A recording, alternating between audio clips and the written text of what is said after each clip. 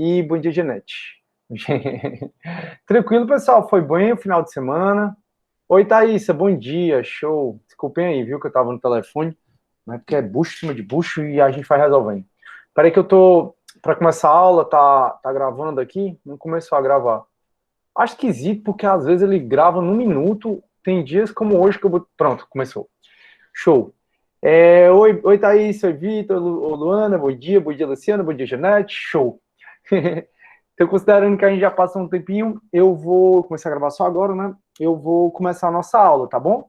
Aí, nossa aula hoje a gente vai acabar prisões preventivas, prisões temporárias, a conversão da preventiva em domiciliar, e aí, se der hoje mesmo, acho que não dá, mas hoje dá pra gente acabar prisões, e aí eu acabo, né, a unidade de prisões, medidas cautelares e liberdade provisória, e aí a gente já começa falando de competência, tá bom?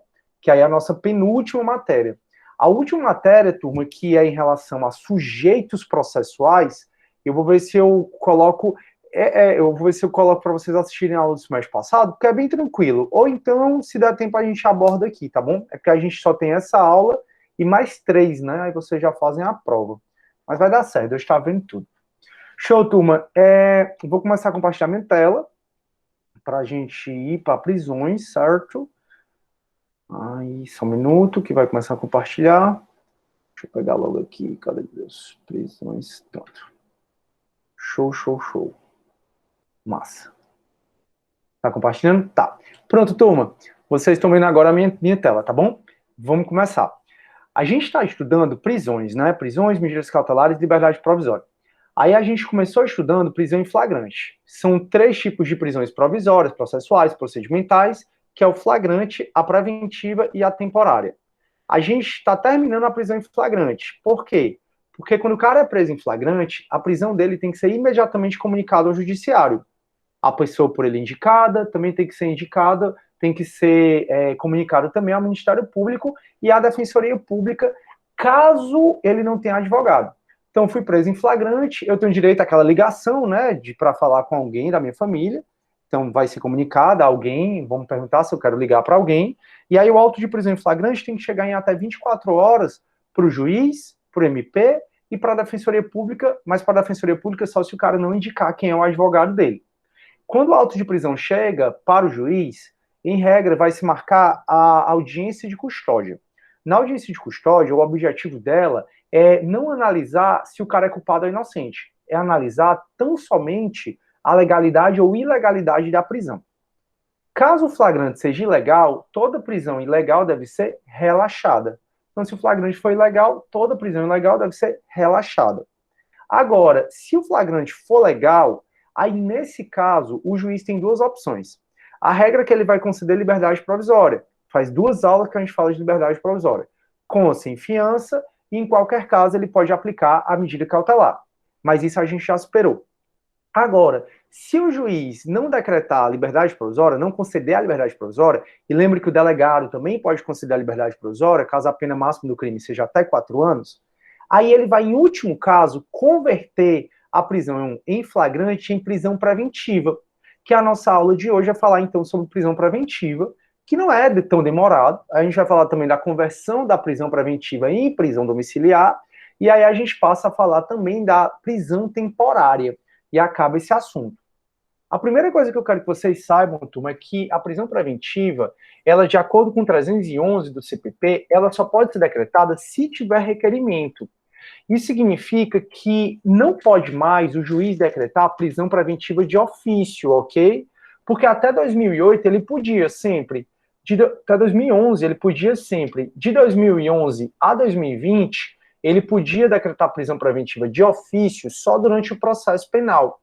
Contudo, turma, a partir do pacote de crime, e o pacote de crime a gente teve duas aulas, por isso que a gente atrasou um pouquinho para falar de pacote de crime, o pacote de crime, que é essa lei 3.964 de 2019, ela deu uma nova redação para o 311 que diz assim, ó, em qualquer fase da investigação policial ou do processo penal, cabe prisão preventiva decretada pelo juiz. Então diz que toda prisão depende de mandado do juiz. Prisão definitiva depende de mandado. Prisão preventiva depende de mandado. Prisão temporária depende de mandado.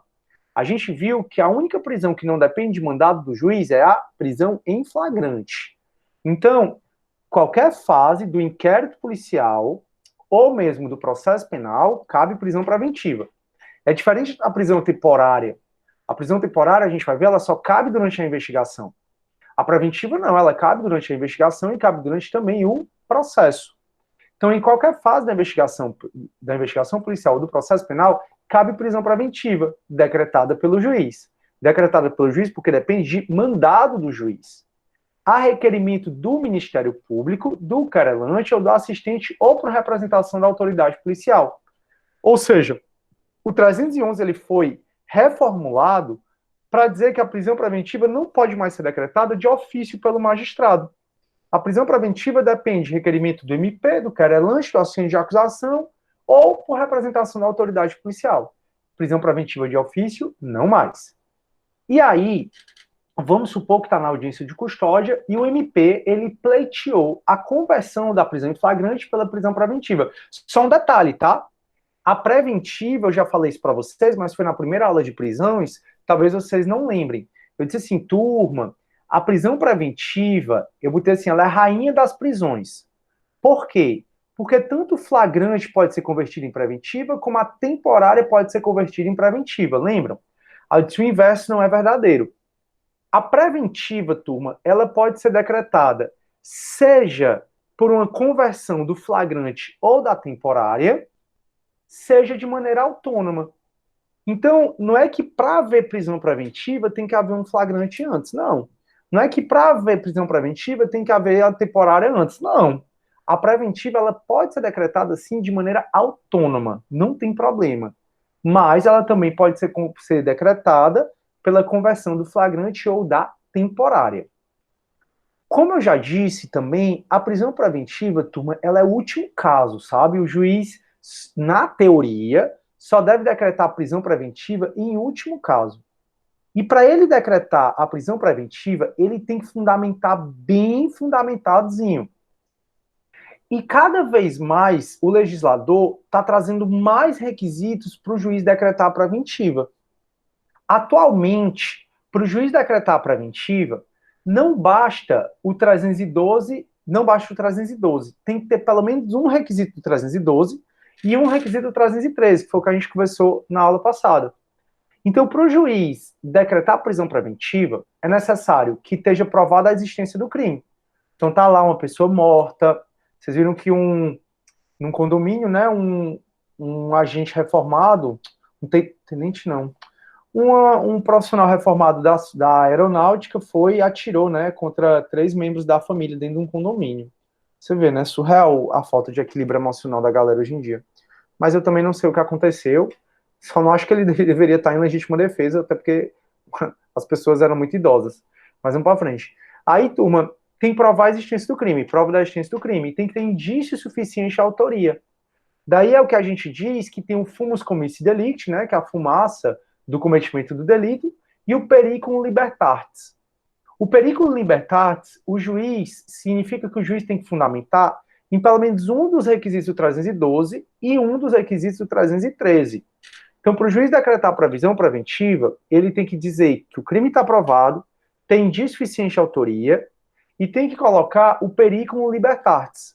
Então, ó, você pode dizer assim, ó, que o fumus commissi delicti é exatamente a PEC AISA.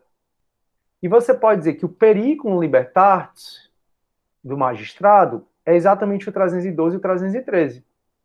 Então, o juiz, turma, para ele decretar a prisão preventiva, ele tem que dizer que está aprovado o fumus commissi delicti. E o que é esse fumus commissi delicti? É exatamente a PEC AISA. A prova da existência do crime e indício suficiente de autoria. Agora, não basta o fumus commissi delicti, tem que também estar aprovado o periculum libertatis. E o periculum libertatis é exatamente estar aprovado um dos requisitos, o juiz fundamentar, e um dos pressupostos, um dos requisitos para a decretação da prisão preventiva, um que está no 312 e outro que está no 313. Um de cada, tá? Pelo menos um do 312, pelo menos um do 313. Se não tiver um do 312, não dá para decretar preventiva. Se não tiver um do 313, não dá para decretar a prisão preventiva. Então é cumulativo, é um do 312 e um do 313. E o 312 diz assim, ó, a prisão a prisão preventiva poderá ser decretada como? Primeira possibilidade, garantia da ordem pública. Garantia da ordem pública é um termo muito criticado pela doutrina, porque o que é ordem pública para mim pode não ser ordem pública para você, e vice-versa. Então eu posso ir para uma festa, eu posso ir para um shopping, ver 3 pessoas se beijando, e para mim isso é totalmente normal. Só que para você, você pode estar no shopping, ver 3 pessoas se beijando e achar que aquilo ali fere a ordem pública, entendeu? Então, assim, é um termo muito subjetivo. E no processo penal, não pode dar muita margem à injustiça, porque para o juiz ordem pública é uma coisa, para outro juiz ordem pública é outra. Então, esse termo, ordem pública, sofre muita crítica, né? Mas o juiz, então, ele pode decretar a preventiva como garantia da ordem pública. Como a ordem pública, como a gente está conversando, é algo muito subjetivo, a jurisprudência, principalmente do STJ, tem dito assim, ó, ordem pública é o risco concreto, risco no caso concreto de reiteração delitiva.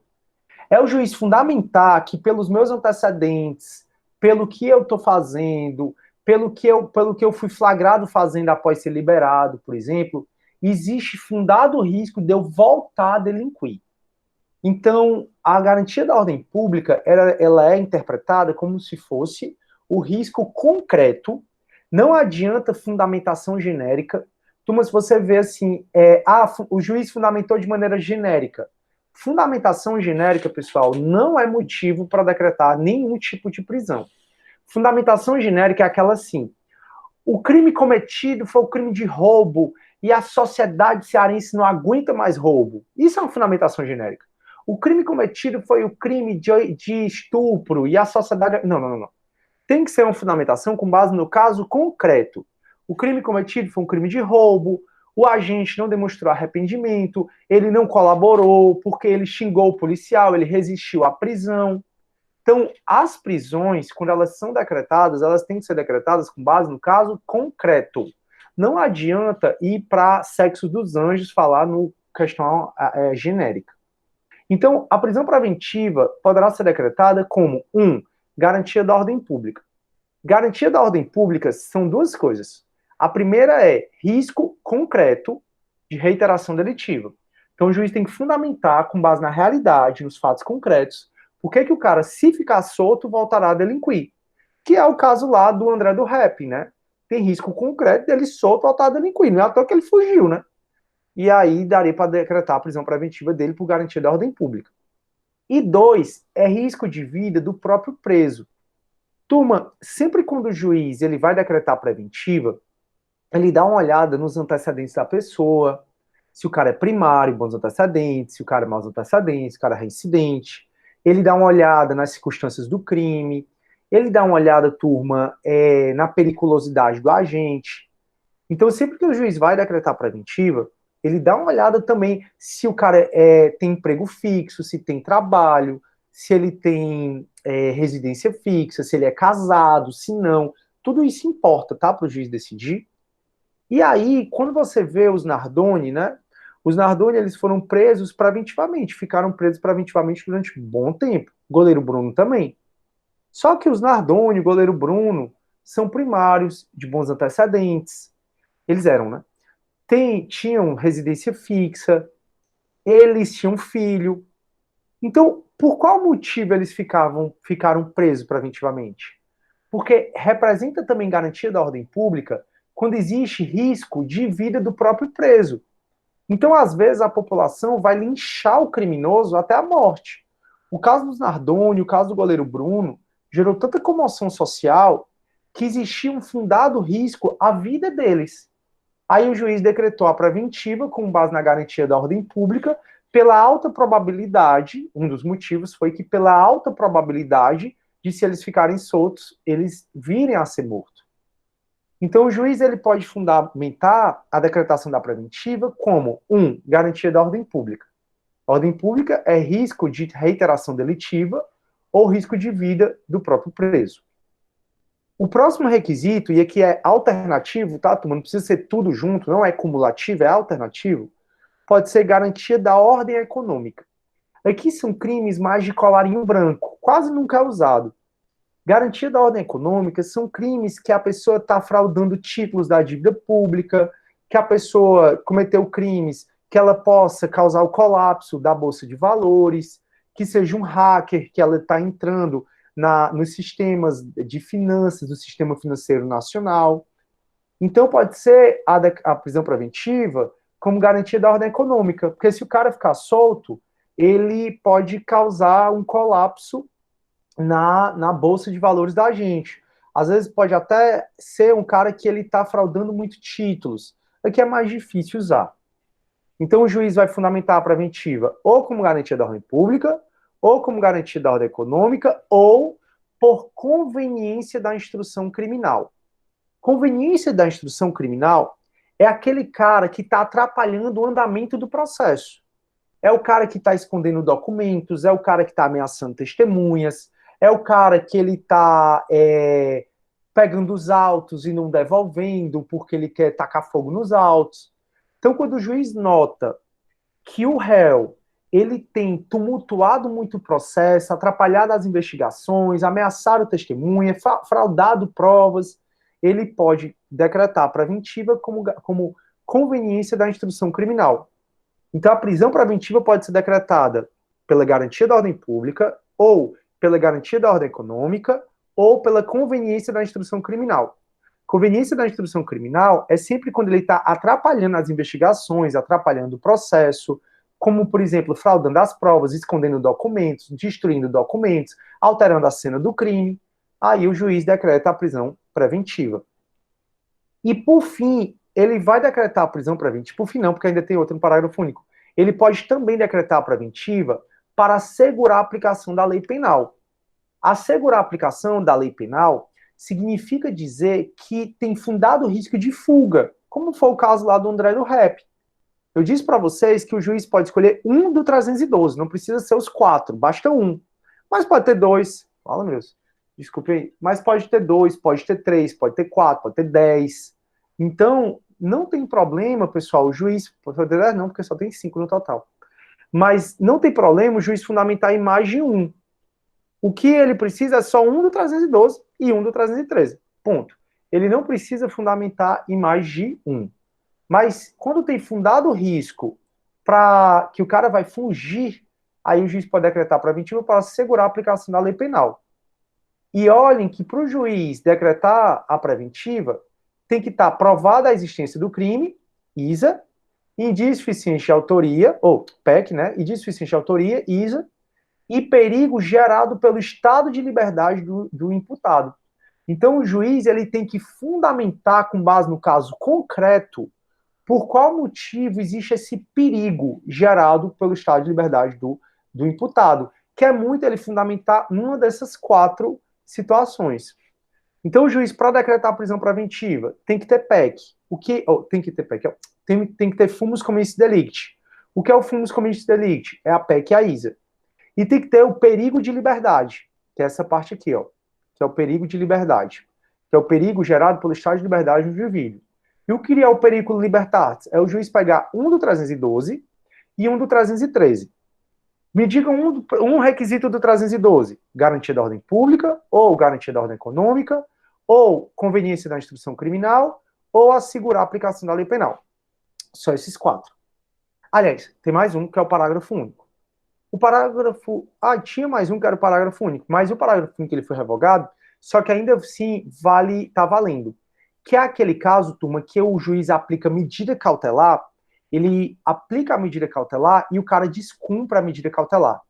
Então, se o indivíduo ele descumpre a medida cautelar, o juiz, em tese, não é automático, não existe prisão automática, o juiz, em tese, pode decretar prisão preventiva. Então, prisão preventiva, o juiz vai fundamentar no fumus commissis delicti o periculum libertatis. O que é o periculum libertatis? É um do 312 e um do 313. O que é o fumus commissis delicti? É a PEC e a ISA. Professor, eu entendi o 312. E agora, o 313. Como é o 313? Não, tu é doido. Eu olhei e foi pro 311, porque o 311 tinha um parágrafo único, turma. E o 311 não tem mais esse parágrafo único. Mas o que eu falei para vocês está aqui, ó, do parágrafo 1º. Porque era parágrafo único e agora virou parágrafo 1º. Desculpem aí. Tá aqui, ó. A prisão preventiva também pode ser decretada em caso de descumprimento de qualquer das obrigações impostas por força das medidas cautelares. Pronto. Esse é o quinto requisito aqui, ó, do 312. Tudo bem? Esse é o quinto requisito do 312, que o juiz pode escolher. Um desses cinco, né? Beleza. Aí o parágrafo 2º diz assim, a decisão que decretar preventiva deve ser motivada e fundamentada em receio de perigo da existência concreta de fatos novos ou contemporâneos que justifiquem a aplicação. É porque, turma, esse parágrafo 2º, ele foi introduzido pelo pacote crime exatamente para o juiz não fundamentar em questões abstratas, questões genéricas. Tranquilo? Show. Aí, pessoal, além de o juiz pegar um do 312, o juiz também tem que fundamentar a decretação da prisão preventiva em um dos incisos do 313, que só são 3. Diz assim, ó, nos crimes, nos termos do artigo 312, será admitida a prisão preventiva. Aí, ó, só antes de eu ler tudo, diz assim, ó, nos crimes dolosos, outro crime doloso, ou se envolver violência doméstica familiar. Galera, não existe a possibilidade de decretação da prisão preventiva para crimes culposos e nem para, isso na teoria, né? E nem para contravenções penais, tá bom? Por quê? Porque o que a gente está conversando é que para decretar a prisão preventiva é necessário ter um dos requisitos do 312 e um dos requisitos do 313. Para decretar a prisão preventiva é necessário ter um dos requisitos do 312 e um dos 313. O 313, ele não fala de culposo, né? Ele não fala de crime culposo. Então, por isso que a gente diz que a prisão preventiva só vai ser decretada para crimes dolosos. Não cabe a prisão preventiva nem para crime culposo e nem para contravenções penais. Ok? Então, o 313, ele vai dizer assim, ó, nos termos do artigo 312, será admitida a decretação da prisão preventiva. 1. Nos crimes dolosos, punidos com pena privativa de liberdade máxima superior a 4 anos. Cada vez mais o legislador vem dizendo que prisão preventiva é só decretada em último caso. Daí porque a regra é que só cabe prisão preventiva, a regra, turma, é a regra. Só vai caber prisão preventiva nos crimes dolosos em que a pena for superior a 4 anos. Então, a prisão preventiva só vai caber nos crimes dolosos em que a pena for superior a 4 anos. Então, por exemplo, furto simples, que a pena é de 4 anos, em tese não cabe prisão preventiva. Professor, por que em tese não cabe prisão preventiva? Porque prisão preventiva, além do 312, precisa de um requisito do 313. E a regra é que esse requisito é que o crime que eu tenha cometido, para mim ser decretado prisão preventiva, seja um crime em que o crime é doloso e que a pena privativa de liberdade máxima é superior a 4 anos. Que é o caso do furto qualificado, que é o caso do roubo, do latrocínio, do homicídio simples, do homicídio qualificado, e é o caso da corrupção passiva, corrupção ativa. Então, a prisão preventiva, ela só deve ser decretada se o crime for doloso e se a pena for superior a 4 anos. Mas, às vezes, pessoal, eu cometi um furto, que em tese furto simples, e fui preso em flagrante por isso, muito embora a prisão preventiva possa ser decretada de maneira autônoma, como a gente já conversou, eu fui preso por furto simples, e o juiz, ele nota que eu sou maus antecedentes, que eu já tinha sido preso por outros furtos. Aí, nesse caso, ele vem para o inciso 2º, que ele fala de quando o cara é reincidente em crime doloso. Então, outra situação que o juiz pode decretar preventiva é se eu for reincidente em outro crime doloso. Então, eu fui preso em flagrante pelo furto, o juiz nota, poxa, furto simples não cabe prisão preventiva, como regra, mas deixa eu olhar os antecedentes do Sidney. Vixe, o Sidney já tem uma condenação por outro furto, transitado em julgado. O Sidney é reincidente pelo roubo. E aí, nesse caso, eu não vai poder a mim ser decretada prisão preventiva. Aliás, só vai poder ser decretada prisão preventiva se eu for reincidente em crime doloso. Ou se o crime for doloso e apenas superior a 4 anos. E por fim, pessoal, independentemente da pena, só vai poder ser decretada prisão preventiva, e aqui independentemente da pena, se o crime envolver violência doméstica familiar contra a mulher, criança, adolescente, idoso, enfermo, pessoas com deficientes, para garantir a execução das medidas protetivas de urgência. Ou seja, é aquela situação em que o cara está ameaçando a mulher.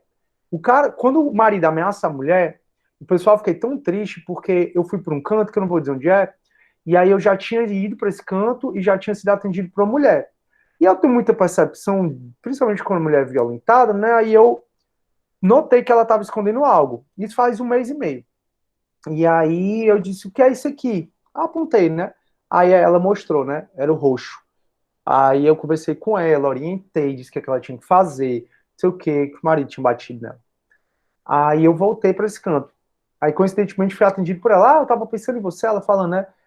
Não sei o que, eu tava doido que você aparecesse, blá, blá, blá, blá. Aí aí eu tinha orientado a medida protetiva, dei o telefone, o 180, que é o disco mulher, aí falei também do 190, falei para ela, não sei o que, e ela tinha conseguido a medida protetiva, eu tinha dado meu telefone, blá, blá, blá. Aí agora ela disse assim, voltei, quero tirar. Ah, lembra que eu já conversei com vocês que de 20 medidas protetivas que eu vou, 19 a mulher não quer mais? Aí eu disse, você tem certeza? Não faça isso, não sei o quê, não sei o quê. Quem bate uma vez pode bater outra, porque se entra num ciclo da violência, pessoal, e é complicado, eu acho, a mulher conseguir sair desse ciclo. Mas ao mesmo tempo é triste, porque ela fica num ciclo que pode custar a vida dela, né? Isso me deixa muito triste, mas enfim. Vou até dar uma ligada para o bichinho. Aí, turma, aqui é quando envolve vulneráveis. Aí, quando envolve vulneráveis, então o marido está ameaçando a mulher. O marido ameaça a mulher, beleza, beleza não, né? O marido ameaça a mulher, a ameaça não cabe prisão preventiva em tese, porque a pena de ameaça é de 2 anos. Contudo, foi uma ameaça a um vulnerável. Então, se a ameaça foi muito séria, o juiz pode sim decretar ou medida protetiva de urgência, né? Para ele se afastar dela, afastamento do lar, para ele não chegar perto dela, proibição de frequentar determinados lugares, ou o juiz pode decretar prisão preventiva quando envolver vulneráveis. Então, pessoal, para decretar a prisão preventiva, eu preciso de um do 312 e um do 313. O parágrafo primeiro do 313, ele até traz uma hipótese que também é prisão, é um caso de prisão preventiva e também um caso de prisão temporária. Que ele diz assim, ó, também será admitida a prisão preventiva quando houver dúvidas sobre a identidade civil da pessoa. Então o cara foi preso em flagrante, ninguém conhece o cara na cidade, ele não tem RG, não tem CPF, não foi encontrado nada com ele, a gente não sabe quem é esse cara. Nesse sentido, o juiz pode decretar tanto a preventiva como a temporária, como a gente vai já ver sobre temporária. Ou então é admitida a preventiva quando o indivíduo não fornecer elementos suficientes para esclarecer a sua identidade, devendo o preso ser colocado imediatamente em liberdade após a sua identificação, salvo outro motivo que justifique a sua prisão. Então, pessoal, a prisão preventiva, ela também pode ser decretada quando tem dúvidas sobre a identidade civil da pessoa ou quando ele não fornece elementos suficientes para identificá-lo. Tranquilo, pessoal, até aí, deixa eu ver se vocês estão com alguma dúvida. E tem alguém querendo entrar, pronto. Pois é, Janete, a Isaí já acabei de aceitar, mas é porque eu estou dando a aula, né? Ela entrou depois de 15 minutos da aula, fica complicado eu ficar voltando para aceitar. Aí eu pedi para todo mundo entrar depois desses 15 minutos, 10 minutos, entrar pelo e-mail, né? Mas enfim. Pois é, o caso do crime ocorrido no Carrefour, que é isso? Pois é, acabei de aceitar aqui, fica complicado eu ficar voltando. Aí eu peço, né, pessoal? Eu chego até pelo menos 10, 15 minutos antes da aula, chegou depois, fica complicado eu ficar apresentando. Mas paciência. Tudo bem, pessoal, deu para entender, turma, direitinho, a prisão preventiva, os requisitos, um do 312 e um do 313, eu acho que deu, né? Show. Então, decretada a prisão preventiva, turma, a gente agora vai falar da conversão, da possibilidade de conversão da prisão preventiva em prisão domiciliar, que tanto se ouve falar. Então, e é um artigo que ele foi inserido recentemente no CPP, não lembro exatamente o ano, mas ele já foi alterado várias vezes, tá?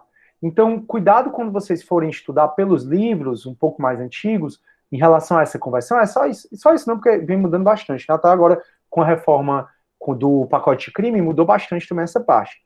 Mas só cuidado quando vocês forem estudar ou resolver questões em relação à conversão da prisão preventiva em prisão domiciliar, porque sofreu algumas alterações, tudo bem? Então, quando o juiz decreta a minha prisão preventiva, o juiz pode decretar a prisão preventiva em prisão domiciliar quando? Então tá aí aquele médium, né, o João de Deus. Ele está em prisão domiciliar porque ele está passando por muitos problemas de saúde. Por qual motivo? Então, vocês, quando forem juízes, por qual motivo você poderá converter a prisão preventiva em prisão domiciliar? Então, o artigo 318 vai falar assim, ó, pode o juiz substituir a prisão preventiva pela domiciliar quando, o agente for maior de 80 anos, ou, que é o caso do João de Deus, foi extremamente debilitado por motivo de doença grave. 3, imprescindível aos cuidados especiais de pessoa menor de 6 anos de idade ou com deficiência. Pessoal, a todo tempo que se está trabalhando com a prisão, seja o delegado, seja o juiz, ele tem a obrigação de perguntar se o preso tem filho, qual é a idade do filho e quem cuida do filho.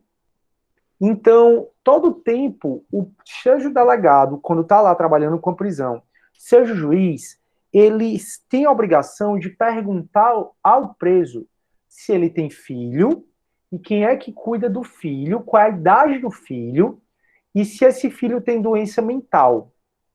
Porque vocês vão notar agora, e aí como advogado pode ser até uma estratégia de defesa, uma estratégia de você liberar o seu cliente, usando uma das hipóteses do 318, no caso da pessoa ter filho.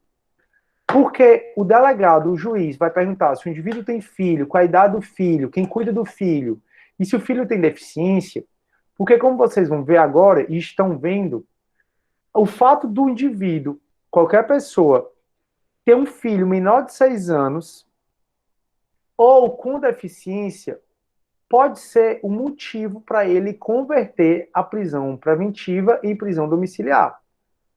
Então, o juiz pode converter, substituir a prisão preventiva pela domiciliar quando o indivíduo, é maior de 80 anos, 2, extremamente debilitado por doença grave, 3, imprescindível ao cuidado de qualquer pessoa que seja menor de 6 anos ou tenha deficiência. 4, muito cuidado gestante. Por que muito cuidado? Porque antigamente era gestante a partir do 6º mês de gravidez. Não. Hoje, a mulher descobriu estar gestante, com 2 semanas de gravidez, 3, ela já goza do direito de ter a prisão preventiva dela convertida em domiciliar. Foi uma alteração de 2016. Aí, 5, mulher com filho de até 12 anos incompletos. Perceba, pessoal, que não precisa... e sobre gestante, já vou falar mais coisa para vocês. Sobre gestante, sobre essa história. Então, ó, mulher não precisa o filho ter deficiência. O homem, então, ele vai ter o direito a converter a prisão preventiva pela domiciliar se ele tiver um filho menor de 6 anos, né, for imprescindível ao cuidado de pessoas menores de 6 anos, ou com deficiência, mas, turma, a mulher é com filho menor de 12 anos e não 6, como é para o homem, tá bom? Aí, para o homem, vai dizer assim, ó, homem, caso seja o único responsável pelo cuidado de filhos de até 12 anos incompleto. Então, a mulher, ainda que ela tenha marido, ainda que o marido possa cuidar do filho menor de 12 anos, a mulher tem direito à conversão da preventiva pela domiciliar, mas o homem não. O homem ele só tem direito à conversão da preventiva pela domiciliar se for o filho dele até 12 anos incompletos. Se não for filho, vai ser até 6 anos incompleto. Sobre ainda a mulher, o 318 vai falar assim, ó, a prisão preventiva imposta à mulher gestante, ou em que for mulher gestante, ou que for mãe ou responsável por crianças com deficiência, será substituída pela prisão domiciliar desde que 1, não tenha cometido crime com violência ou grave ameaça à pessoa. Porque se essa gestante ou essa mulher, ela cometeu um crime com violência ou grave ameaça à pessoa, como é um homicídio, como é o roubo, o latrocínio, a extorsão, aí ela não vai ter esse direito. E também o crime não tenha sido cometido contra seu filho ou dependente. Aí a substituição da prisão preventiva por domiciliar poderá ser efetuado sem prejuízo da aplicação concomitante das medidas cautelares do 319. Então, pessoal, é possível que a prisão preventiva seja convertida em domiciliar quando maior de 80 anos, pessoa extremamente debilitada por doença grave, imprescindíveis ao cuidado de qualquer pessoa menor de 6 anos, gestante, mulher com filho menor de 12 anos incompletos, olha, menor de 12 anos, né, até 12 anos incompleto, homem, caso seja o único responsável pelo cuidado do filho de até 12 anos incompleto, e aí o juiz vai exigir prova idônea, né, como a certidão de nascimento. Não pode, a mulher não vai ter esse direito, né, de converter a preventiva em domiciliar se o crime tiver violência ou grave ameaça à pessoa, ou se o crime que ela cometeu foi contra o próprio filho ou dependente. O juiz pode converter a preventiva em domiciliar, e se ele fizer isso, o juiz pode aplicar as cautelares do 319. Deu para entender até aí? Vocês não estão com dúvida, né? Turma, então se deu para entender e vocês não estão com dúvida, a gente termina a prisão preventiva, mais ou menos porque que é a parte cautelar, né? Já expliquei para vocês as partes cautelar, porque agora a gente vai entrar na nossa próxima prisão, que é a prisão temporária. A prisão temporária, ela é regida não pelo CPP, ela é regida pela Lei 7.960, de 89. Então agora a gente vai ver a prisão temporária, que é uma lei bem pequenininha. Essa lei aqui, ela é muito pequenininha, é uma lei muito antiga, e a prisão temporária, ela foi concebida para ajudar nas investigações. Esse é o principal mote, esse é o principal foco da prisão temporária. É uma prisão concebida para ajudar nas investigações. Por isso que a prisão temporária, ela só cabe durante as investigações. Então a gente vai ver agora as diferenças entre prisão preventiva e temporária, e aí eu termino essa matéria prisões, liberdade provisória, medidas cautelares, e a gente passa para a nossa próxima matéria, que é a competência. Então, pessoal, quais são as diferenças entre prisão preventiva, que é o que a gente está estudando, e prisão temporária? Primeiro, a previsão legal, que a prisão temporária, ela está nessa lei, 7.960, de 89, e a preventiva, ela está a partir do artigo 311 do CPP. Outra diferença é o momento de decretação. A prisão temporária somente é cabível durante as investigações. Se já tem processo, não cabe mais prisão temporária. A prisão temporária, ela só cabe quando tem investigação sobre aquele crime. Se começou o processo daquele crime, não cabe mais temporária. A prisão temporária ela é uma prisão, então, que foi concebida para ajudar no inquérito policial. Já a turma preventiva, como vocês já viram comigo, ela cabe durante toda a investigação e todo o processo. A prisão preventiva, ela cabe a qualquer momento. Então, tem inquérito, cabe preventiva? Cabe. Tem processo, cabe preventiva? Cabe. Até quando cabe a preventiva? A preventiva, como ela é uma prisão cautelar, todas as cautelares cabem até o trânsito em julgado. Então, a prisão preventiva cabe até o trânsito em julgado da decisão. Próximo, o prazo. Pessoal, a prisão preventiva, ela vai durar enquanto durarem os seus pressupostos, enquanto durarem até as suas necessidades, né? Ou seja, a prisão preventiva, se, por exemplo, a gente viu que um dos motivos para decretar a preventiva é a conveniência da instrução criminal. A conveniência da instrução criminal, pessoal, significa que o cara está atrapalhando, né, o processo ou as investigações, ele está ameaçando testemunha, fraudando documentos, ele está alterando o local do crime, como a gente já conversou.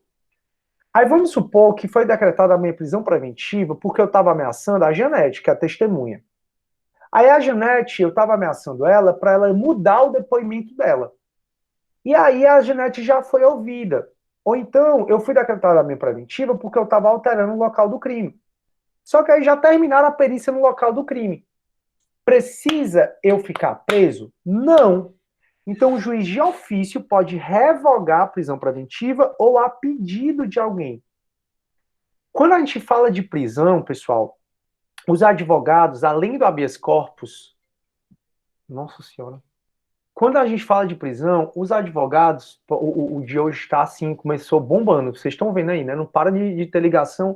E eu não consigo desconectar o meu telefone. Não sei o que eu vou fazer para desconectar o meu telefone do meu computador. Porque quando toca aqui meu telefone, tá vindo aqui pro meu computador. Eu já desliguei aqui o Wi-Fi e o Bluetooth para ver se não perturba mais a gente. Mas vamos para frente. Então, turma, tem três peças, além do habeas corpus, que o advogado ele maneja quando se trata de prisões cautelares, né? Vocês já sabem que prisão cautelar, a provisória, são essas que a gente está estudando. O flagrante, a preventiva e a temporária. No processo penal, sempre cabe habeas corpus, sempre. Sempre, sempre, quase sempre. Só não cabe quando é só pena de multa, só não cabe quando não tem liberdade envolvida, né? Pena privativa de liberdade envolvida, aí não cabe habeas corpus, não. Mas isso é matéria de processo penal 2. Então, além do habeas corpus, quando você estiver falando de processo penal, você vai fazer três peças. Essas três peças você vai aprender como fazer em estágio 1. Quais são as três peças, professor? Um é o relaxamento de prisão. Qualquer prisão ilegal, você pode decretar, você pode pedir o relaxamento de prisão. Já falamos sobre isso. Outra é a liberdade provisória. Quando o flagrante for legal, você vai pedir uma liberdade provisória com fiança ou sem fiança. E a última peça é a chamada revogação de prisão, que está aqui no 316 do CPP. O 316 do CPP, ele vai dizer assim, ó, o juiz poderá, de ofício ou a pedido das partes, revogar a prisão preventiva, se no correr da investigação ou do processo verificar a falta de motivo que a subsista, bem como pode novamente decretá-la, se dela sobrevierem razões que a justifiquem. Então, quando você está falando de preventiva ou temporária legal, você não fala de liberdade provisória. A liberdade provisória, a gente só fala de prisão em flagrante legal. Então, qualquer prisão ilegal, além do habeas corpus, cabe relaxamento de prisão. Então, qualquer prisão ilegal, você entra com relaxamento de prisão. Flagrante legal, e você quer o alvará de soltura para soltar o seu cliente, flagrante legal, você usa a liberdade provisória. Então, flagrante legal, o que é que eu uso? A liberdade provisória. Agora, se for uma preventiva ou uma temporária legal, e você acha que desapareceram os pressupostos, que eu fui preso porque eu estava fraudando o local do crime, já foi feita a perícia, não precisa mais que eu continue preso, aí nesse caso cabe a revogação de prisão. Então a gente não, né? O juiz concede liberdade provisória quando é um flagrante legal e ele quer soltar. Quando o juiz quer soltar alguém de uma preventiva ou de uma temporária, aí não é mais liberdade provisória. Preventiva ou temporária é uma revogação de prisão. Ok? Então, prisão ilegal, relaxamento de prisão. Flagrante legal, liberdade provisória. Preventiva ou temporária legal, revogação de prisão. Então, a preventiva, turma, ela dura enquanto durar os pressupostos dela, até o trânsito em julgado. Se desaparecer os pressupostos da preventiva, o juiz vai conceder a revogação de prisão. Aí eu coloquei aqui que o juiz deve revisar a necessidade da manutenção da prisão preventiva até no máximo 90 dias. Que por enquanto está suspenso, que é aquela história, pessoal, do Marco Aurélio, né, que ele liberou o André do Rep com base nesse dispositivo, que é o 316, parágrafo único. Então, o Marco Aurélio, ele liberou o André do Rep com base nesse dispositivo, porque não foi revisada a necessidade preventiva por mais de 90 dias, que aí o Supremo está revendo. Então, o juiz deve revisar a necessidade de preventiva no máximo de 90 dias, mas por hora isso não está valendo, a gente tem que esperar o Supremo decidir sobre essa questão, né? Então, a preventiva, como regra, ela não tem prazo certo. Preventiva pode durar 2 dias, 10 dias, 1 mês, 1 ano, dura enquanto durar os seus pressupostos. Já a temporária, ela tem prazo. E o prazo da temporária é de até 5 dias. Como regra, porque a gente vai ver que se for crime de onde é que parado, aí vai ser 30 dias. Então, a temporária, ela cabe em até 5 dias. prorrogável em caso de extrema e comprovada necessidade por igual período. Isso significa que o juiz ele pode decretar a temporária no prazo de até 5 dias. Chegou perto dos 5 dias, o juiz pode, não de forma automática e nem de ofício, se houver representação da autoridade policial ou do Ministério Público, ou pedido do MP, o juiz vai prorrogar a temporária por mais de 5 dias. Então vai ser 5 dias, chegou pertinho, ele pode prorrogar por mais 5 dias. E o juiz só vai poder prorrogar em caso de extrema e comprovada necessidade. Tudo bem, turma? Se for crime hediondo ou equiparado, a gente já viu que é crime hediondo, é o que está no rol taxativo do artigo 1º da Lei 8.072 de 90. Se for crime equiparado, é o TTT, né, tortura, terrorismo e tráfico. Se for crime hediondo ou equiparado, aí a temporária pode ser decretada por até 30 dias. E pode ser prorrogável por mais até 30 dias em caso de extrema e comprovada necessidade.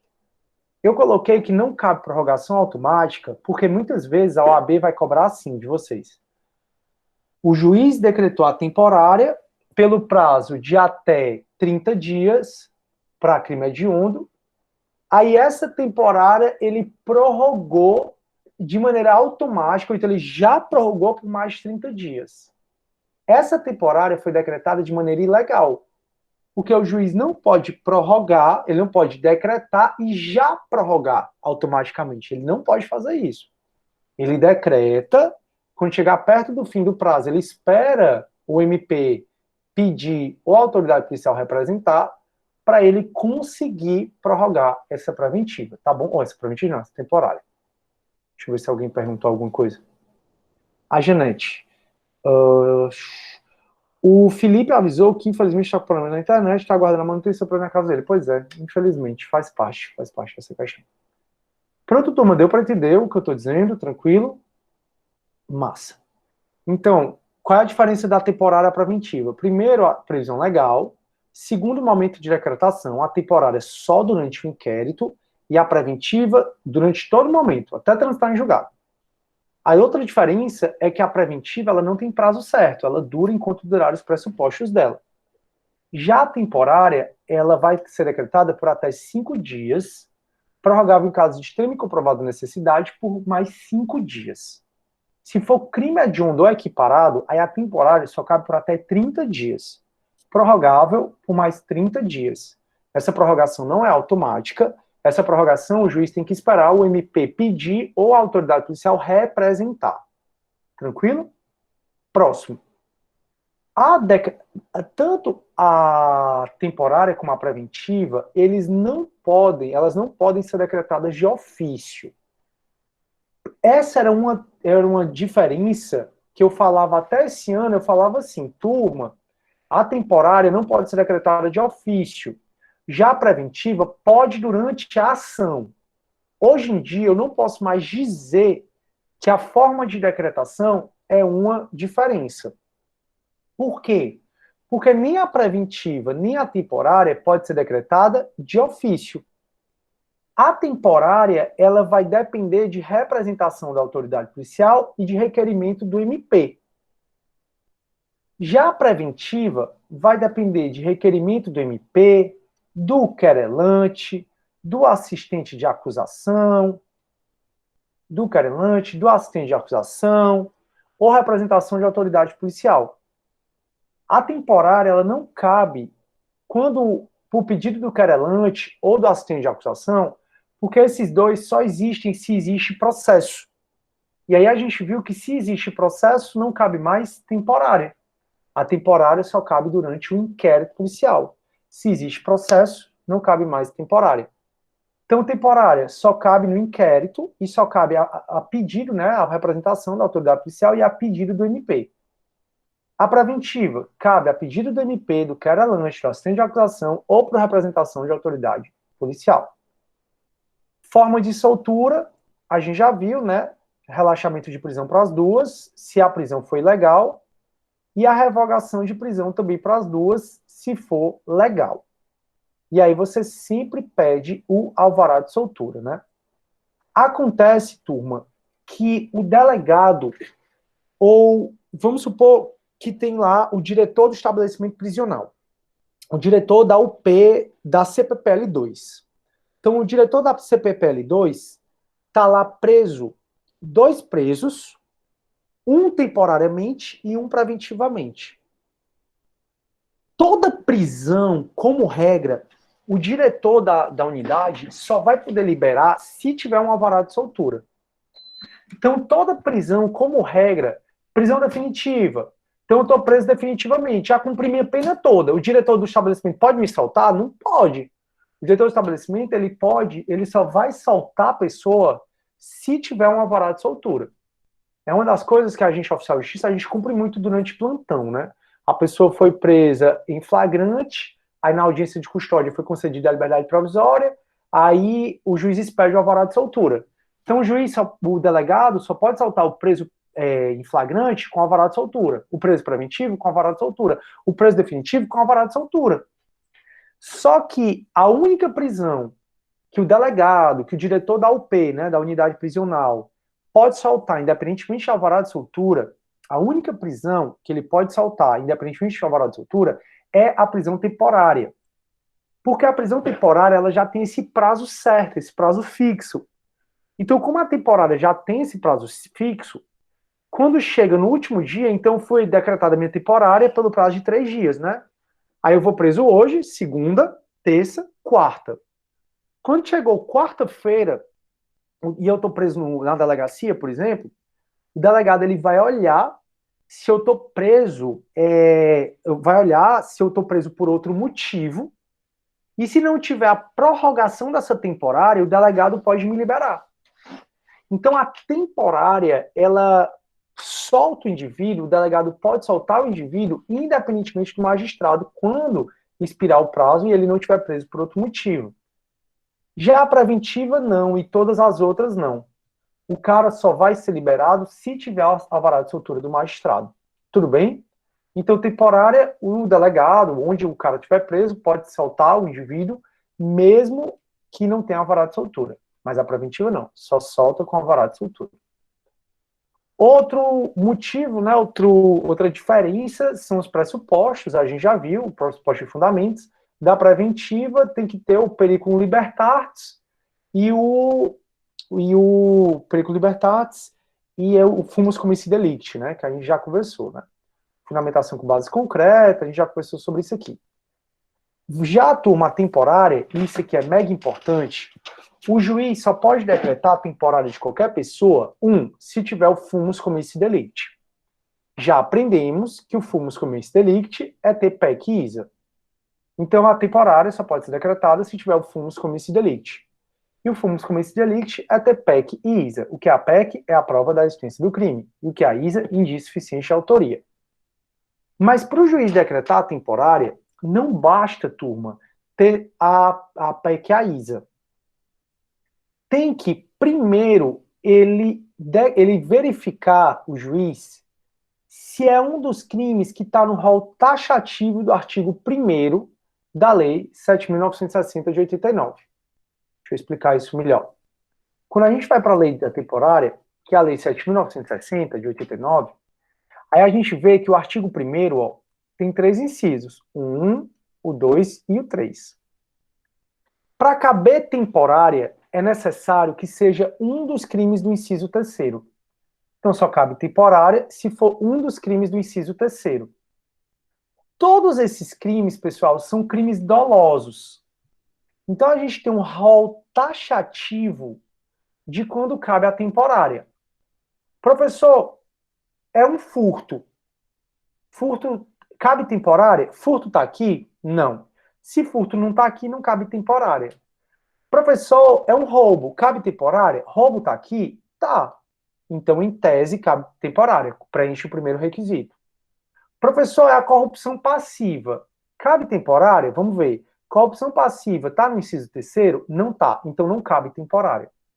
Só cabe temporária, portanto, em crimes dolosos que estão no rol taxativo do artigo 1º, inciso 3º da lei de temporária. Então, só cabe temporária em um desses crimes. Não cabe temporária em nenhum dos outros crimes, só nesses crimes. Só que aí não basta estar no inciso terceiro. Tem que estar no inciso terceiro e primeiro, ou inciso terceiro e segundo. De maneira que quando você for juiz, aí vem lá um pedido de temporária. A primeira coisa que você faz é olhar se o crime está ou não no inciso terceiro. Para o crime estar no inciso terceiro, é necessário, para o crime estar no inciso terceiro, é necessário, desculpa, para o crime caber temporária, é necessário que o crime esteja no inciso terceiro. Aí depois você vê se está presente o requisito do inciso primeiro ou o requisito do inciso segundo. Por isso que eu coloquei aqui que a temporária cabe para o juiz fundamentar, né, a temporária, para caber a temporária, sempre tem que ter o terceiro. Aí o juiz vai fundamentar artigo 1º, inciso 1º e o terceiro, ou artigo 1º, inciso 2º e o terceiro. Então o terceiro só vai poder decretar temporária se for um dos crimes que estão no inciso terceiro. E um inciso primeiro, ou inciso terceiro e inciso segundo. O inciso primeiro vai dizer assim, ó, cabe temporária quando for um roubo, por exemplo, e quando for imprescindível para as investigações do inquérito policial. Essa é a hipótese mais usada para caber temporária.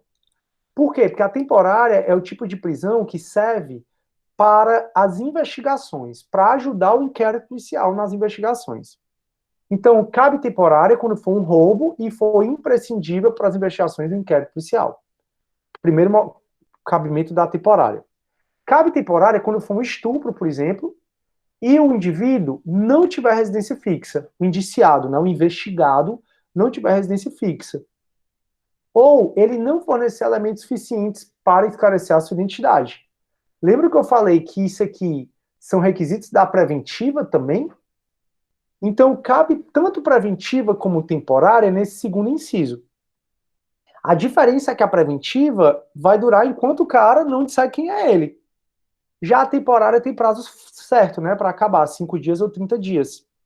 Então, a temporária vai caber, se for um desses crimes e for imprescindível as investigações do inquérito, ou dois, for um desses crimes e o indivíduo não tem residência fixa ou não fornece elementos suficientes para esclarecer a sua identidade.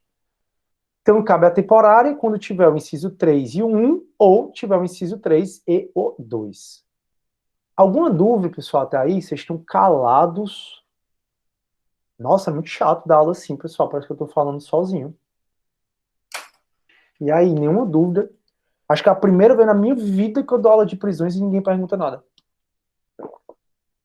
A Genete diz que tá tudo bem. Show, mas a Genete já assistiu essa aula pelo menos 3 vezes, né? Essa, a passada e quando ela fez essa disciplina. A Lia tá dizendo que tá tudo ok.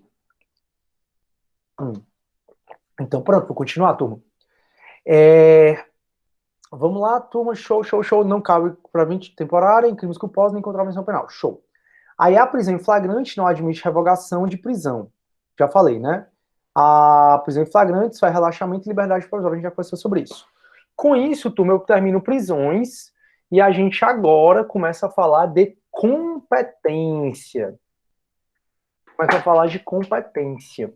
Deixa eu só, turma, eu vou só terminar de compartilhar minha tela. Respirem em 2 minutos, vejam se tem alguma dúvida, eu apareço já aqui.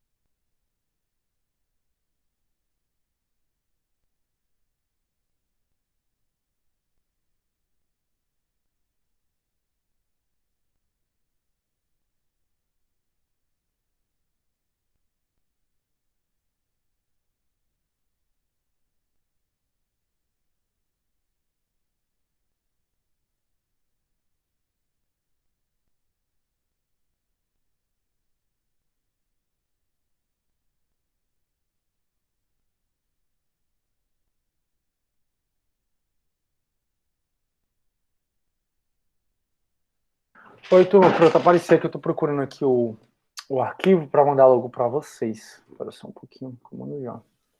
Comédia, viu? O final de semana foi bom, não, meu? Foi tão bom. No final de semana. Tenho aproveitado tanto, graças a Deus. Cadê meu Deus? Competência. Competência.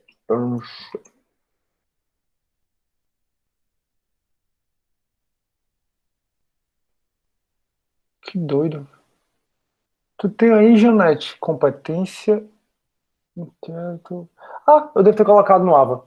E é bom que eu mostro para vocês. Por isso eu coloquei aqui no Ava.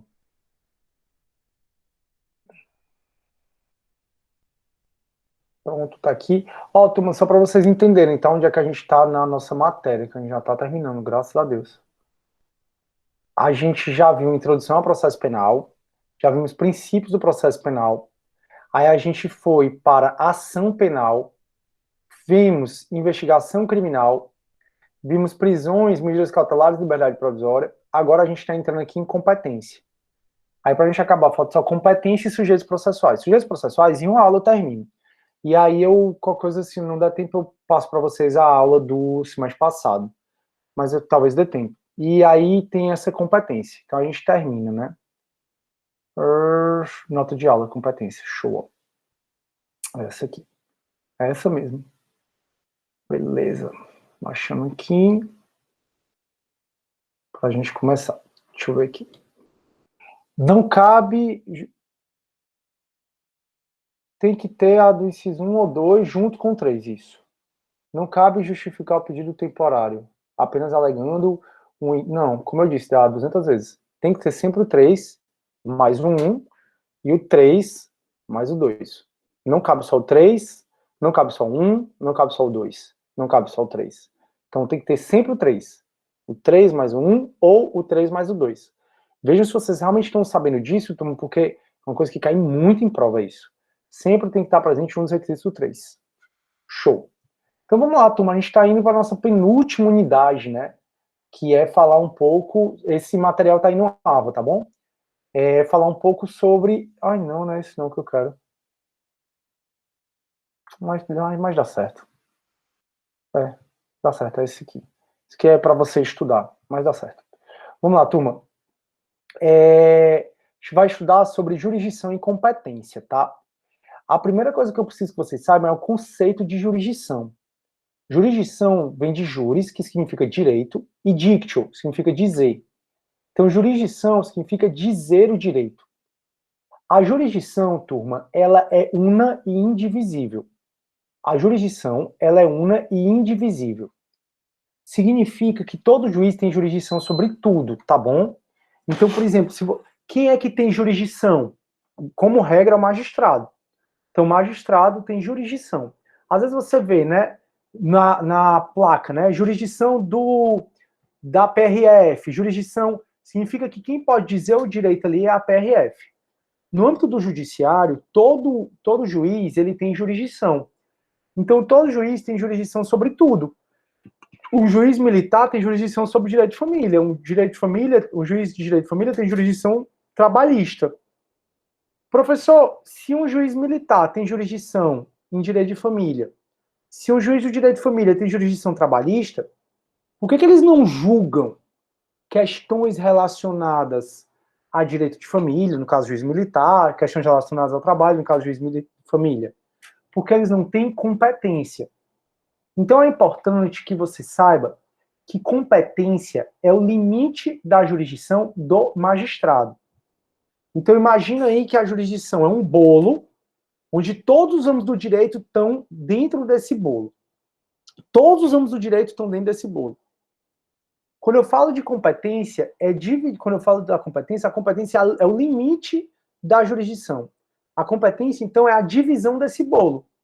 Então, todos os ramos do direito estão dentro desse bolo, todos os juízes têm um bolo. Mas o juiz do direito trabalhista só fica com a fatia do direito do trabalho. O juiz militar só fica com fatia militar. O juiz de família só fica com fatia de família. Então, o que a gente vai estudar agora é competência. E o que é a competência? Nada mais, nada menos é que o limite da jurisdição do magistrado. Quando vocês viram teoria geral do processo civil, vocês estudaram os princípios das jurisdições. que isso aqui eu não vou, turma, falar com vocês, porque vocês já viram em Teoria Geral do Processo Civil, então eu estaria repetindo a matéria. Mas eu coloquei exatamente para você relembrar, mas aqui não é matéria da gente, tá bom? A nossa matéria mesmo é falar da competência, ou seja, desse limite da jurisdição, tanto no âmbito do processo penal, né, no âmbito criminal. E para a gente entender a jurisdição, e no caso a competência criminal, é necessário que a gente conheça um pouco do organograma do Poder Judiciário.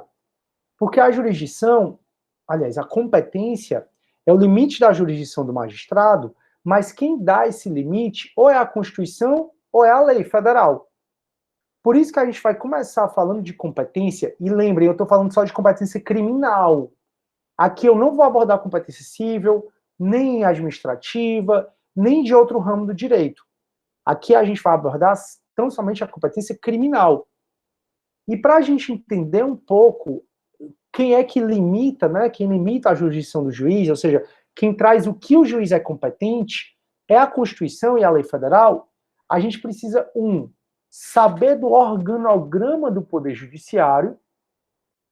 A gente precisa saber do organograma do Poder Judiciário, por isso que eu vou pegar aqui um organograma. Qualquer um, quanto mais simples, melhor, porque que a gente precisa. Tá aqui. Isso aqui acho que está bem simples. Jesus. Pronto. Alô, minha nossa senhora, como é que o cara fala uma página dessa? Poluição visual da gota. Pronto. Aí, turma, esse é o organograma do Poder Judiciário. E para a gente entender a competência aqui, a gente vai para a Constituição Federal, ok? Então, o que é? A competência é o limite da jurisdição do magistrado. E a primeira questão sobre competência criminal é a gente entender a competência criminal do STF. Então, vocês estão vendo, por exemplo, que o MP está todo tempo, está tendo investigação, né, em relação... Professor? Oi? Não está aparecendo. Ai, olha, eu estou aqui faz tempo morrendo de apresentar, mas não perderam nada, não. Ó, peraí, show. Só um minuto. Prof, pode entender a competência como espaço geográfico? Na verdade, até o Isaíde, pode. Não tem problema, porque assim, o juiz exerce uma jurisdição como... Peraí, deixa eu... Pode ter competência como espaço? Pode sim, porque tem vários tipos de competência, porque eu li uma coisa e entendi outra, mas agora eu entendi o que isso quer dizer. Sim, uma das formas de competência, como vocês viram em Teoria Geral do Processo Civil, não é apenas a competência material. A gente vai estudar aqui mais a competência relacionada à matéria. Mas aqui a gente também vai estudar a competência territorial. Então, a competência territorial é exatamente uma dos vieses, né, da competência. Então, Isaíde, para te responder, se é possível entender competência como espaço geográfico do juiz, mas não só isso. Porque a competência vai além do espaço geográfico do juiz, certo? Porque existem várias formas de competência, né? Competência em razão da pessoa, competência em razão da matéria. Enquanto eu for explicando competência, eu vou falando, essa é a competência em razão da pessoa, essa é a competência em razão da matéria. A que a gente vai chegar agora é em razão da matéria. Tem competência territorial. Então, existem vários tipos de competência. Uma delas é a competência territorial. Show, Isaíde. Que difere da material e isso, Isaíde, isso, exatamente. Pronto, aí, então assim, dizer assim, competência é o território que o juiz exerce jurisdição? Correto, mas não só isso. Porque competência envolve outros tipos de tipos de competência, né? Não só a territorial. Aí, turma, então, a primeira coisa que a gente precisa entender, só para vocês entenderem o que eu estava fazendo, eu mostrei para vocês isso aqui, ó, jurisdição, né, o conceito de jurisdição que está na nota de aula, que vocês podem baixar, tá? Mostrei para vocês o AVA, ó. O AVA, turma, a gente viu, ó, unidade 1, introdução ao processo penal, unidade 2, princípio do processo penal, vimos ação penal, unidade 6, vimos investigação criminal, 4, vimos prisões de liberdade provisória, 5, estamos em competência criminal. Quando eu acabar e eu vou para sujeitos processuais, a gente acaba todo o conteúdo do semestre, graças a Deus. Show? Aí mostrei para vocês esse arquivo, né, que eu estou trabalhando, que é esse aqui, ó, incompetência, É só clicar aqui, ó, nota de aula sobre competência. Tudo bem? E aí, a gente está estudando competência, aí eu mostrei para vocês esse aqui, né, o que é competência jurisdictio, e falei para vocês que a jurisdição, ela tem vários princípios. Esses princípios eu não vou abordar aqui, porque são princípios que foram vistos em teoria geral do processo. Então, não é muito a nossa matéria, mas eu coloquei aqui para vocês relembrarem isso. Aí, o que eu estou dizendo é que para a gente entender competência, é necessário que a gente saiba que competência é o limite da jurisdição do magistrado. E quem é que limita essa jurisdição? Quem limita a jurisdição do magistrado, ou seja, quem traz a competência, é tanto a Constituição Federal, como também as leis. E no caso da nossa lei, vai ser o CPP. Então, tanto a Constituição Federal como as leis, como o CPP, limitam a jurisdição do magistrado. Ou seja, são elas que trazem, são essas leis, né, a Constituição e a lei, que trazem a competência do juiz. E aí, obviamente, se a gente está estudando e vai envolver a Constituição, a primeira coisa que a gente tem que fazer é entender a competência criminal no âmbito da Constituição.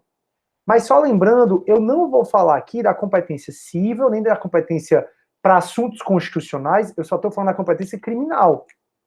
Então a gente vai ver o que é que a Constituição diz sobre a competência criminal do Supremo. Vocês estão vendo agora, né, o Flávio Bolsonaro, que é senador, envolvido, né, o MP está dizendo que ele está envolvido em um monte de falcatrua. E, coincidentemente, né, o corregedor do tribunal, né, do corregedor do STF, se encontrou, né, com o nosso presidente Bolsonaro, que tanto pregou contra a corrupção e ao mesmo tempo disse que vai defender o deles. Enfim, então a gente vai ver a competência. Então, por que o Flávio Bolsonaro, por exemplo, que é senador, vai ser julgado no STF? Por que no caso do mensalão, que foram vários deputados federais do PT foram condenados no STF? Por quê? Porque a Constituição diz isso. Então, quando a gente vai para a competência do STF, a gente tem que primeiro ir para o artigo 102 do Código da Constituição.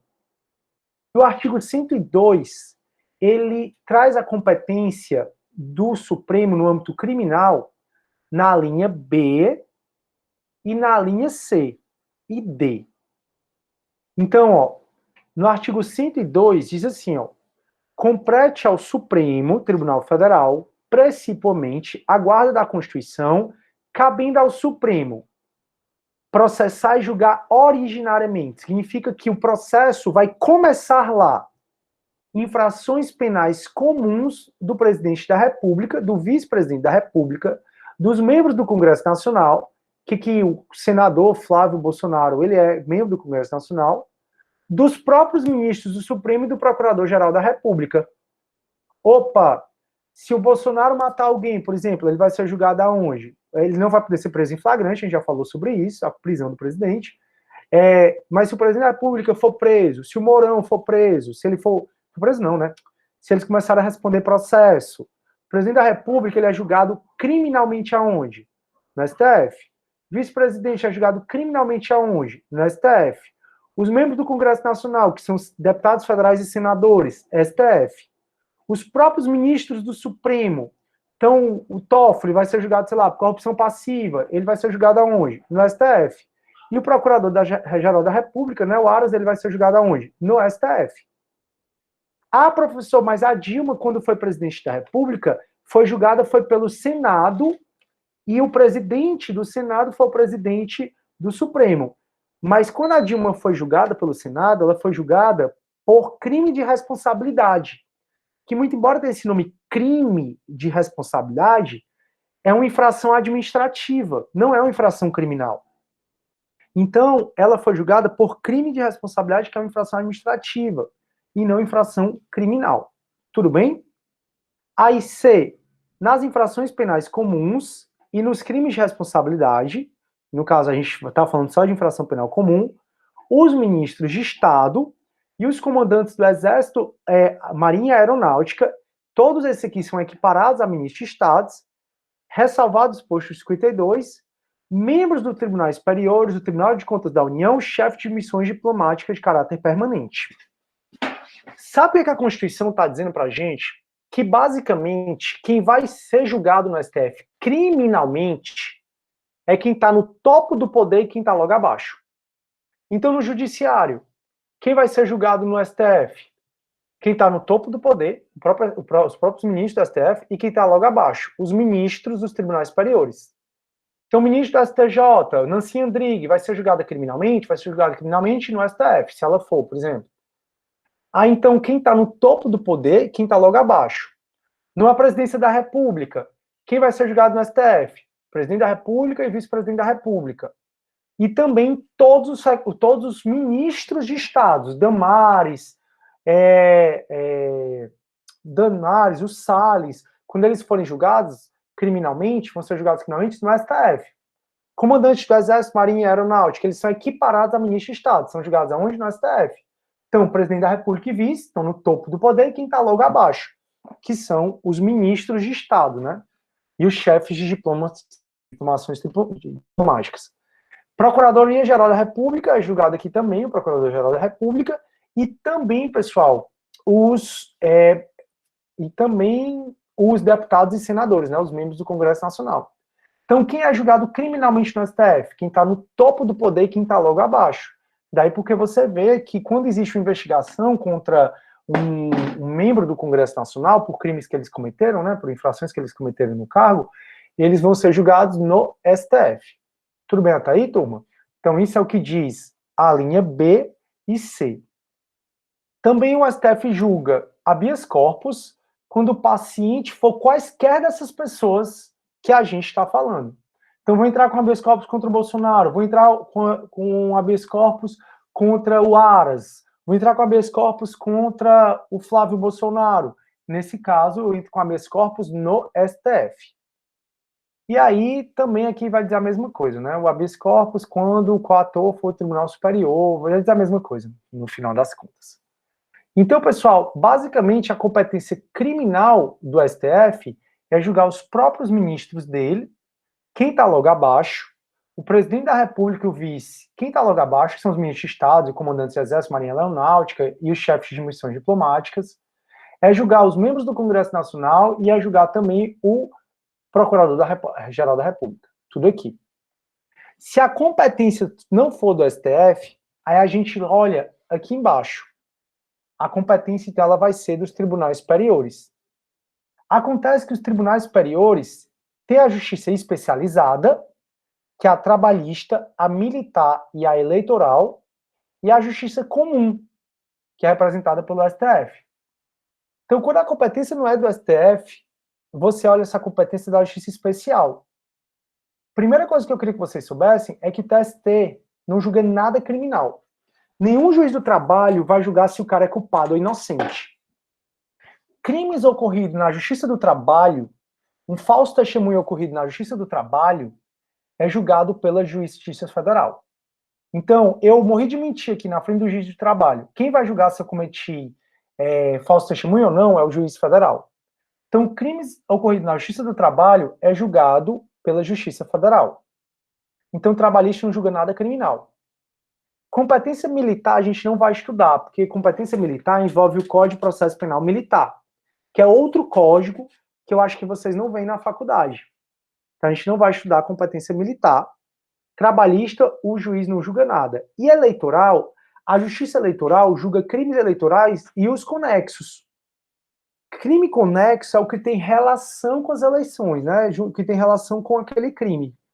Então, por exemplo, a Justiça Eleitoral, ela julga o crime de corrupção nas eleições em conexão, por exemplo, com um crime de ameaça. Os crimes eleitorais são os crimes que estão no Código Eleitoral, que aí você vai ver esses crimes quando você vê direito eleitoral. Então, o crime eleitoral é o que estão no Código Eleitoral. Então, a Justiça Eleitoral julga o quê? Os crimes que estão no Código Eleitoral e os conexos a esses crimes. Aí, então, turma, você olha essa competência do STF. O STF julga quem está no topo, e a gente está falando de competência material. Essa competência que a gente está achando aqui é uma competência absoluta, porque está na Constituição. Está na Constituição, é competência absoluta. Então, o STF ele julga quem está no topo e quem está logo abaixo. Massa. Se a competência não for do STF, aí você olha essa competência da Justiça Especial. Militar a gente não estuda crimes propriamente militares. Trabalhista não julga nada criminal. E eleitoral julga os crimes eleitorais e os conexos, que os crimes eleitorais são os que estão no Código Eleitoral. Aí, se a competência não for da justiça especializada, ou seja, não for da eleitoral e não for da militar, aí vai ser da justiça comum. Aí a gente olha se é do STJ. Mas a competência da justiça comum eu vou explicar só na próxima aula. Tudo bem, pessoal? Deu para entender até aí? Deu para entender a nossa aula? Tranquilo? Eu acho que deu para entender, né? Então, pronto. Show. Massa. Pois obrigado pelo feedback. Eu fico preocupado se vocês realmente estão entendendo. Turma, então, eu vou para a aula. Quando for quarta-feira, a gente continua a competência constitucional e vai para a competência do CPP, tá? E mais uma coisa, não deixem de resolver exercícios, tá, turma? Tem um mundo de questões aí para vocês resolverem. A forma como você tem de aprender melhor esse conteúdo. A Isaí disse que não conseguiu copiar. A qualquer coisa a gente te ajuda, ou Isaí, então essa aula vai já para o YouTube, tu pode assistir lá, tá? Aí a Thaís, prof, mudando um pouco de assunto, no caso do Carrefour, não, criminal não. Ela pode sofrer processo civil, tá, Thaís? Por que a empresa não pode sofrer processo criminal? A empresa em si, né, Carrefour. A empresa Carrefour não vai poder sofrer processo criminal porque pessoa jurídica só comete crime ambiental e crimes contra o sistema financeiro e a ordem econômica, né? Mas não tem lei que traga crime contra o sistema financeiro e a ordem econômica para pessoa jurídica. Então, para resumir, Thaísa, pessoa jurídica só pode responder por crime ambiental, que são crimes que estão na lei do crime ambiental. O organograma, aí já peguei qualquer organograma que tá na internet, tá? Eu peguei qualquer um, botei organograma judiciário. Tudo bem? Qualquer livro, tá? Isso é fácil de achar, tá bom? Ô, Isaíde. Tranquilo? E pronto. Só até botar aqui, ó, vou botar até para tu ver esse aqui, eu vou botar para você o link, que aí tu já pega de lá. Ó, tá aí, ó, pode pegar daí. Pronto. Então, turma, eu vou acabando a aula, a gente se vê quarta-feira que vem, tá bom? Nossa terceira, a última das 3 aulas vai ser quarta. Fiquem com Deus, turma. Um beijão a todos. Tchau, tchau.